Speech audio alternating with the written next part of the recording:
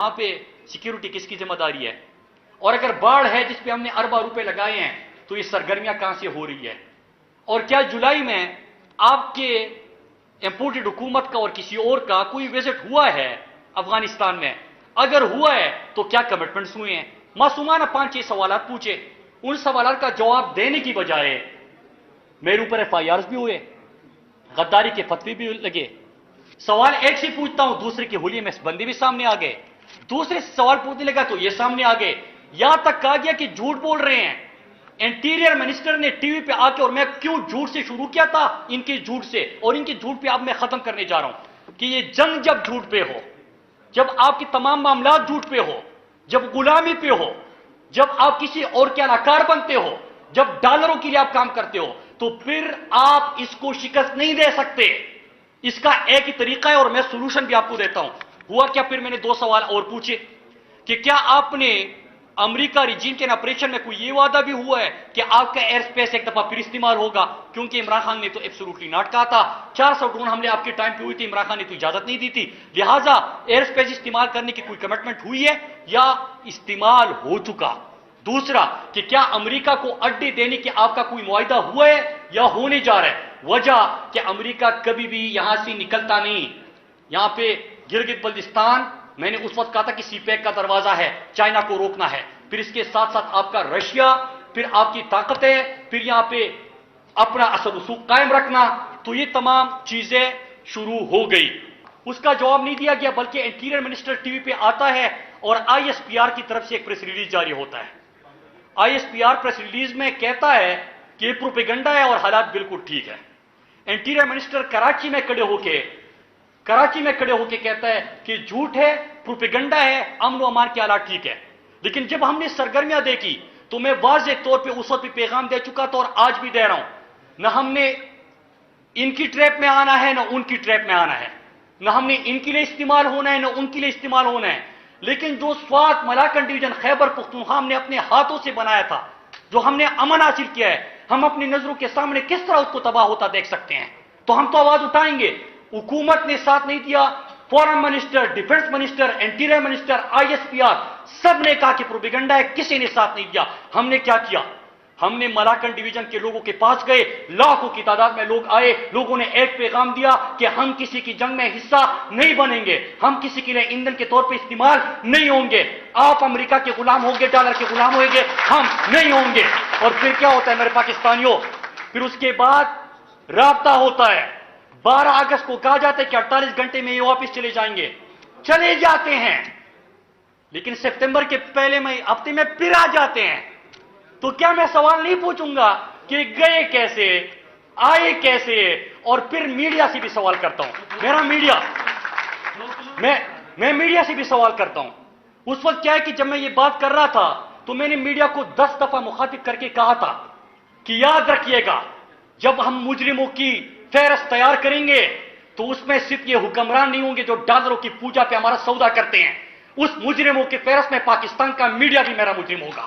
اس لیے ہوگا کہ آپ کے لیے خبر یہ ہوگی کہ فلاں جگہ میں دھماکہ ہوا، اتنے جنازے اٹھائے گئے، آپ کے لیے جنازہ، آپ کے لیے ایمبولینس میں لاش اور کسی کے ہاتھ اور پاؤں جو کٹے ہوئے ہو، وہ آپ کے لیے خبر ہوگی۔ میرے لیے خبر یہ ہے کہ کسی نے میرے گھر میں گھسنے کی کوشش کی، میں نے ان کو بھگا دیا، میرے لیے یہ خبر ہے۔ میرے لیے خبر یہ نہیں ہے کہ جب میرا جنازہ اٹھے گا جنازہ روکو، ساتھ دو، نہیں دیا۔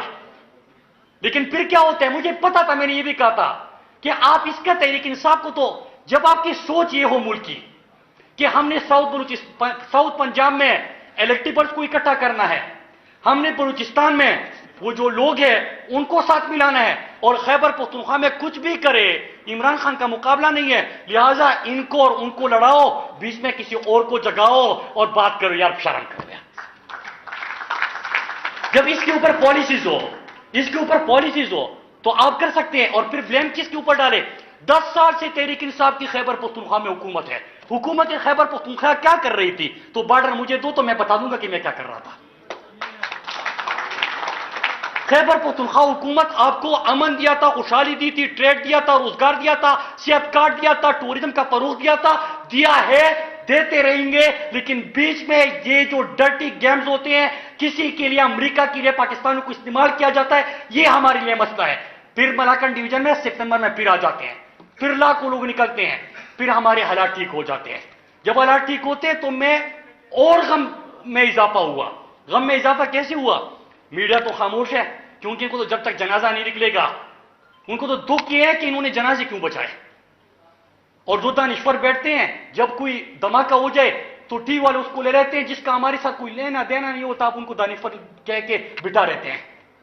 ان کا تو سیزن چل رہا ہوتا ہے جب دھماکہ ہوتا ہے، تو سیزن والوں کو کیوں بٹھاتے ہو؟ اصل لوگوں کے پاس جاؤ یار، ان کی بات کرو۔ اور یہ ایک بات کی جاتی ہے نا کہ سوات والے ملاکنڈ ڈویژن والے نے بڑا کام کیا۔ میں کنکلوڈ کر رہا ہوں بس 2 جملے، کیونکہ میں وہ خان صاحب کی اسپیچ کا ٹائم دیکھ رہا ہوں تو اس لیے 2-3 منٹ آگے کر رہا ہوں۔ تو پھر اس کے بعد جب یہ ہوا اور سپتمبر میں پھر ہم نے، اللہ کا شکر ہے کہ لوگ کھڑے ہو گئے، لاکھوں کی تعداد میں کھڑے ہو گئے، تو دکھ کس چیز کا ہوا کہ جو تحریک ہم نے اٹھائی، لوگوں کو شعور دیا، اور دنیا کی تاریخ میں، پاکستان کی تاریخ میں نہیں، دنیا کی تاریخ میں پہلے آپ کو یہ مثال نہیں ملے گی کہ آپ نے بغیر ہتھیار اٹھائے، آپ نے اتنی بڑی دہشت گردی کی لہر جو آنے والی تھی اس کو شکست دی ہوگی۔ اس کے اوپر اب کیس اسٹڈی ہے، یہ کبھی آپ کو اس کی مثال نہیں ملتی۔ لیکن دکھ یہ ہے کہ جس پہ وہ ناراض تھے، یہ والے بھی مجھ سے اسی پہ ناراض ہے۔ وہ بھائی تو میں نے تو امن برقرار کیا اپنے لوگوں کے ساتھ کھڑے ہو کے، تو وہ تو ناراض ہے تو سمجھ آتی ہے، تو آپ بھی کیوں ناراض ہو یار؟ آپ کو سمجھ آتی ہے اس چیز کی؟ مجھے تو نہیں آتی۔ تو اب ایک طریقہ اور ہے اس کو روکنے کا کہ جس طرح وزیرستان والے اس وقت سڑکوں پہ ہیں، بنو والے سڑکوں پہ ہیں، تو ہم ہر پاکستانیوں کو کہتے ہیں کہ آپ بھی نکلو، ان کے ساتھ کھڑے ہو جاؤ۔ ہم کسی کے خلاف نہیں ہیں، ملک ہمارا ہے، گھر ہمارا ہے۔ اللہ نہ کرے اگر دھماکے ہوں گے نا یا پھر بے گھر ہوں گے تو ہم تو بھگت چکے ہیں۔ ہمارے ساتھ جو ہونا تھا، گھر لگنے تھے لگ چکے، تباہ ہونے تھے تباہ ہو چکے۔ ہم نے تو عرصے بعد امن دے کے ہم تو نہیں کرنے دیں گے کسی کو اپنا امن تباہ، چاہے کسی کی جتنی بھی بڑی لڑائی ہو، جتنی بھی ریجیم چین آپریشن ہو، جتنی بھی ڈالروں کے وعدے ہو، کچھ کرو یار، غلامی کرنی ہے کرو، امریکہ کے ڈالر کی پوجا کرنی ہے کرو، ان کے غلام بننا ہے بنو، لیکن میری قیمت پہ نہیں، میرے لوگوں کی قیمت پہ نہیں، یہ ہم نہیں کرنے دیں گے۔ اور پھر اس کے ساتھ ایک اور آخر چیز، جو وزیرستان بنو والے کڑے ہیں، میں ان کی نہ صرف حمایت کرتا ہوں بلکہ میں 3 دن سے روزانہ کی بنیاد پہ اپنے کارکنان کو بھی کہتا ہوں کہ پارٹی لائن سے ہٹ کر نظریے بات میں، اپنے اپنی لیڈر پسند بات میں، اپنے پسند ناپسند بات میں، امن ہوگا تو میرا اور آپ کا ایک ہے، اللہ نہ کرے جنازہ اٹھے گا تو میرا اور آپ کا ایک ہے، گھر اجڑے گا تو میرا اور آپ کا ایک ہے، بے گھر ہوں گے تو میرا اور آپ کا ایک ہے۔ ہم نہیں اکٹھے رہنا ہے۔ یہ جو 5, 10, 15, 20 لوگ جو بند کمروں میں ہمارے فیصلے کر کے باہر دنیا سے کرتے ہیں، انہوں نے کچھ نقصان ان کا نہیں ہونا، لہذا اکٹھے سب نے کھڑے ہونا ہے۔ اور دوسرا، بس میں اپنی باتیں اس پہ ختم کرتے ہوئے یہ کہتا ہوں کہ اس وقت آپ دیکھیں کہ وزیرستان باجوڑ سے لے کے بلوچستان گوادر اور پھر گلگت بلتستان، پھر وہی سوالات ہے کہ ریجیم چین آپریشن کے بعد ایسا کیا ہوا؟ امریکہ سے کچھ کمٹمنٹس، امریکہ کی مرضی پہ حکومت میں آنا، امریکہ کو خوش کرنے کے لیے اقدامات کرنا، اور جو عمران خان نے اشرف غنی کے ٹائم پہ جو کہ اینٹی پاکستان اور پرو انڈیا گورنمنٹ تھی ان کو انگیج کیا تھا، تو آپ کا فرزند زرداری اس وقت افغانستان کا وزٹ ہی کیوں نہیں ہوتا؟